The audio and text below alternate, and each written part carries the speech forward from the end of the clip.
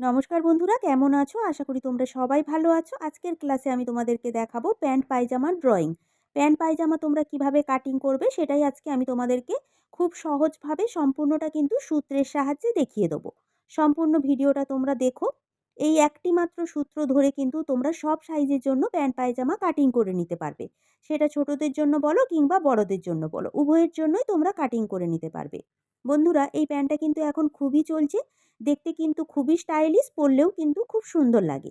এই প্যান্টটাকে অনেকে pencil pant বলে, আবার অনেকে অ্যাঙ্কার লেন্থ প্যান্ট বলে, আবার অনেকে স্ট্রেট প্যান্টও বলে থাকে। আজকে আমার এই ভিডিওটা সম্পূর্ণ নতুনদের জন্য। নতুন হয়ে থাকলে ভিডিওটা স্কিপ না করে তোমরা পুরো ভিডিওটা দেখো। আর আমার ভিডিওটা যদি তোমাদের ভালো লেগে থাকে তাহলে তোমরা অবশ্যই আমার চ্যানেলটিকে সাবস্ক্রাইব করো, আমার পাশে থেকো। চলো তাহলে দেখে নিই।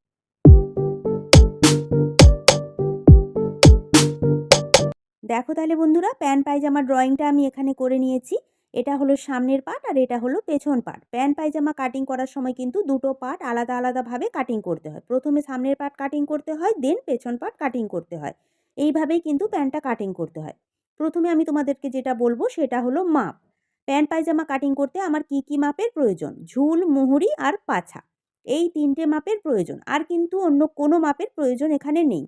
ঝুল হলো 38 ইঞ্চি, মুহুরি হলো 12 ইঞ্চি আর পাছা হলো 38 ইঞ্চি। এই মাপ অনুযায়ী আজকে আমি তোমাদেরকে ড্রয়িংটা বুঝিয়ে দেবো। প্রথমে আমি তোমাদেরকে সামনের পার্টের ড্রয়িংটা বুঝিয়ে দেবো। সামনের পার্টের ড্রয়িংটা যখন করব, কাপড়টাকে কিন্তু দুভাজে ভাঁজ করতে হবে। এখানে দেখো লিখে নিয়েছি দু ভাঁজ বলে। তোমরা কিন্তু অবশ্যই কাপড়টাকে দুভাজে ভাঁজ করে নেবে। এরপর একটা কথা বলি, আমরা যখন প্যান্ট পায়জামা কাটিং করব তখন কিন্তু যে কোনো একটা সাইড জোড়া সাইড বা একটা সাইড খোলা সাইড এরকম কিন্তু কোনো ব্যাপার এখানে থাকে না। তোমরা যে কোনো একটা সাইড থেকেই ড্রয়িংটা করতে পারো। কারণ এই প্যান্টটা যখন কাটিং করব দুটো সাইডেই কিন্তু কাটিং হয়ে যাবে। কাটিং করার পর এটাকে সেলাই করে জোড়া দিতে হবে। এই প্যান্টটার কিন্তু এটাই নিয়ম। তাই তোমরা যদি মনে করো জোড়া সাইড থেকেও ড্রয়িং করতে পারো, আবার যদি মনে করো খোলা সাইডের দিক থেকেও ড্রয়িং করতে পারো, কিন্তু কাপড়টাকে অবশ্যই দুভাজে ভাঁজ করে নেবে। প্রথমে নিয়ে নেব প্যান্টের ঝুলের মাপ। আমার যে বাম সাইড রয়েছে, বাম সাইডের দিক থেকেই কিন্তু ড্রয়িংটা শুরু করতে হবে এবং বাম সাইডের দিক থেকেই কিন্তু প্যান্টের ঝুলের মাপটা নিয়ে নিতে হবে। প্যান্টের ঝুলের মাপ নেওয়ার আগে প্রথমে আমাকে যেই মাপটা নিতে হবে সেটা একবার তোমরা ভালো করে দেখে নাও। এখানে দেখো একটা মাপ রয়েছে। এখানে একটা আমি বক্স করে নিয়েছি। এই বক্সটা তাহলে কি জন্য করেছি? এই বক্সের যে মাপটা রয়েছে এখানে দেখো 2.5 ইঞ্চি বেশি বলে লিখে নিয়েছি। এই বক্সটা হচ্ছে আমাদের কোমরে যে এলাস্টিক বা গার্ডার লাগানো হয় সেই গার্ডারের জন্য এটা কিন্তু ঘর। বুঝতে পেরেছো? এটা হলো এলাস্টিকের ঘর। প্রথমেই এই মাপটা এখানে আমি নিয়ে নিয়েছি। এই মাপটা তাহলে কিভাবে নিতে হবে? তোমরা যতটা চওড়া এলাস্টিক ব্যবহার করবে, 1 ইঞ্চি চওড়াও তোমরা ব্যবহার করতে পারো, আবার 1.5 ইঞ্চি চওড়াও ব্যবহার করতে পারো। যেমন চওড়ার এলাস্টিক তোমরা ব্যবহার করবে সেই হিসেবে কিন্তু তোমাদেরকে মাপটা নিয়ে নিতে হবে। আমি এখানে 1 ইঞ্চি চওড়ার এলাস্টিক ব্যবহার করব। 1 ইঞ্চিকে যখন আমরা ডবল ফোল্ড করব তখন হচ্ছে 2 ইঞ্চি। আবার ওপরে যখন এক্সট্রা সেলাইয়ের জন্য কাপড়টাকে মুড়িয়ে ভাঁজ করব তখন কিন্তু ওখানে 1/2 ইঞ্চি সেলাইয়ে চলে যাবে। তাই আমি দেখো এখান থেকে এই পর্যন্ত মাপটা নিয়েছি 2.5 ইঞ্চি বেশি। বুঝতে পেরেছো? আমি এখানে 1 ইঞ্চি চওড়া এলাস্টিক ব্যবহার করব। তোমরা যদি মনে করো 1.5 ইঞ্চি চওড়া এলাস্টিক ব্যবহার করবে তাহলে তোমরা 1.5 ইঞ্চিকে ডবল ফোল্ড করলে কত হবে? 3 ইঞ্চি। তার সাথে তোমরা সেলাইয়ের জন্য নিয়ে নেবে 1/2 ইঞ্চি। তাহলে তোমাদেরকে এলাস্টিকের ঘরের জন্য নিয়ে নিতে হবে 3.5 ইঞ্চি। বোঝা গেল? প্রথমে নিয়ে নিতে হবে এলাস্টিকের ঘরের জন্য মাপ। আমি প্রথমে এইভাবে মাপটা তোমাদেরকে বোঝাচ্ছি যাতে তোমাদের বুঝতে খুব সুবিধা হয়। সেই জন্যেই কিন্তু তোমাদেরকে প্রথমে এলাস্টিকের ঘরের জন্য মাপটা বুঝিয়ে দিচ্ছি। এইভাবে কিন্তু ড্রয়িংটা করলে খুব সুবিধা হয়। এরপর তোমরা ঝুলের মাপটা নিয়ে নিতে পারবে। কিন্তু তোমরা যদি মনে করো যে আলাদা করে কোনো কাপড় কাটিং করে এলাস্টিকের ঘরের জন্য তোমরা সেলাই করে নেবে, তাও কিন্তু তোমরা করতে পারো, কোনো অসুবিধা নেই। এভাবেও নিলে হবে, আবার আলাদা করে কাপড় জোড়া দিলেও হবে। বুঝতে পেরেছো? এরপর নিয়ে নেব ঝুলের মাপ। আমার এখানে ঝুল রয়েছে 38 ইঞ্চি। এখানে দেখো লেখা রয়েছে ঝুল প্লাস 2 ইঞ্চি বেশি। যা ঝুল থাকবে তার সাথে 2 ইঞ্চি প্লাস করতে হবে। এখানে ঝুল রয়েছে 38 ইঞ্চি। ঠিক দেখো এখান থেকে এলাস্টিকের ঘরের জন্য মাপটা ছেড়ে ঠিক এখান থেকে এই পর্যন্ত ঝুলের মাপটা নিয়েছি 38 ইঞ্চি। বোঝা গেল? তারপর নিতে হবে 2 ইঞ্চি বেশি। দেখো ঠিক ঝুলের মাপের কাছ থেকে এই পর্যন্ত নিয়েছি 2 ইঞ্চি বেশি। এখানে লিখে নিয়েছি 2 ইঞ্চি বেশি। এই 2 ইঞ্চি বেশি নিয়েছি আমাদের প্যান্টের যে তলার দিকে ফোল্ড করে সেলাই করতে হয় তার জন্য। এই ধরনের প্যান্টের তলার দিকে যদি একটু চওড়া করে ফোল্ড করে সেলাই করা হয় তাহলে কিন্তু দেখতে খুব সুন্দর লাগে, তাই এখানে 2 ইঞ্চি বেশি নিয়েছি। বোঝা গেল? এলাস্টিকের ঘরের মাপটা ছেড়ে কিন্তু ঝুলের মাপটা নিয়ে নিতে হবে, তারপর 2 ইঞ্চি বেশি। এরপর দেখো এখান থেকে এই পর্যন্ত চওড়ার মাপটা নিয়ে নেব। এখানে দেখো লেখা রয়েছে 5 হার 1/4 প্লাস 1 ইঞ্চি বেশি। এই যে 5 হার 1/4 এইটাই কিন্তু হলো সূত্র। এই একটি মাত্র সূত্র ধরেই কিন্তু তোমরা সব সাইজের জন্যই প্যান্ট পাজামা কাটিং করে নিতে পারবে। 5 হার যা থাকবে তাকে প্রথমে 4 দিয়ে ভাগ করতে হবে। আমার 5 হার রয়েছে 38 ইঞ্চি, তাকে 4 দিয়ে ভাগ করলে হয় 9.5 ইঞ্চি। তার সাথে 1 ইঞ্চি প্লাস করে এখান থেকে এই পর্যন্ত আমি চওড়ার মাপটা নিয়ে নিয়েছি 10.5 ইঞ্চি। বোঝা গেল? তোমাদের যা পাছা থাকবে তাকে প্রথমে 4 দিয়ে ভাগ করে 1 ইঞ্চি প্লাস করে চওড়ার মাপটা নিয়ে নেবে। তাহলে বুঝতে পেরেছো নিশ্চয়ই চওড়ার মাপটা কিভাবে নিতে হয়। 5 হার 1/4 এই একটি মাত্র সূত্র ধরেই কিন্তু তোমরা সব সাইজের জন্য প্যান্ট পায়জামা কাটিং করে নিতে পারবে, কোনো অসুবিধা হবে না। খুবই সহজ। একটু মন দিয়ে যদি তোমরা ভিডিওটা দেখো তাহলেই কিন্তু তোমরা বুঝতে পারবে। আমি পাছার মাপ হিসেবে কিন্তু চওড়ার মাপটা নিয়েছি। তোমরা যদি অতিরিক্ত প্যান্টটা ফিটিংস পরতে চাও তাহলে কিন্তু তোমরা কোমরের মাপ হিসেবেও চওড়ার মাপটা নিয়ে নিতে পারো, কোনো অসুবিধা হবে না। তোমরা পাছার মাপ হিসেবেও নিতে পারো, আবার কোমরের মাপ হিসেবেও কিন্তু চওড়ার মাপটা নিয়ে নিতে পারো। এরপর নিয়ে নেব আসনের মাপ। দেখো এখান থেকে এই পর্যন্ত মাপটাকে বলা হচ্ছে আসনের মাপ। আসনের মাপটা নিতে হবে, ওপরে যে এলাস্টিকের ঘরের জন্য 2.5 ইঞ্চি মাপ নিয়েছিলাম ওর পর থেকে নিতে হবে আসনের মাপ। দেখো তাহলে ঠিক এখান থেকে এই পর্যন্ত নিয়ে নেব আসনের মাপ। এখানে লেখা রয়েছে 5 হার 1/4।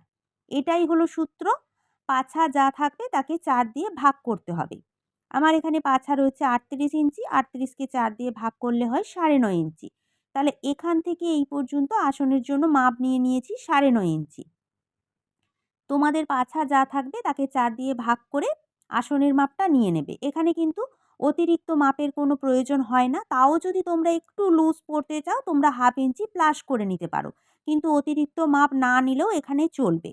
ওপরে যে এলাস্টিকের ঘরের জন্য আমাদের মাপটা নেওয়া রয়েছে তাতেই কিন্তু এখানে অ্যাডজাস্ট হয়ে যাবে, তাই এখানে অতিরিক্ত মাপের কিন্তু প্রয়োজন নেই। কিন্তু তোমরা যদি মনে করো 1/2 ইঞ্চি প্লাস করে নিতে পারো। এরপর দেখো আসনের মাপের কাছ থেকে এখান থেকে এই পর্যন্ত চওড়াতে একটা মাপ রয়েছে। এই পর্যন্ত মাপটা আমি নিয়েছি। দেখো এখানে অ্যারো চিহ্ন দিয়ে লিখে নিয়েছি 2 ইঞ্চি। এখান থেকে এই পর্যন্ত আমি 2 ইঞ্চি নিয়েছি। আমি এখানে 38 সাইজের জন্য প্যান্ট কাটিং করছি, তাই আমি এখানে 2 ইঞ্চি নিয়েছি। 36-38 জন্য এখানে 2 ইঞ্চি নিলেই হবে। আর যদি তোমরা 30-32 সাইজের জন্য কাটিং করো তাহলে তোমরা এখানে 1.5 ইঞ্চি নিয়ে নেবে। আর যদি তোমরা 40-42 জন্য করো তাহলে তোমরা এখানে 2.5 ইঞ্চি নিয়ে নেবে। বোঝা গেল? এইভাবেই মাপটা নিয়ে এখানে দেখো একটা হালকা হাতে এইভাবে শেপ দিয়ে মিলিয়ে নিতে হবে। এরপর যে মাপটা নেবো একটু মন দিয়ে দেখো।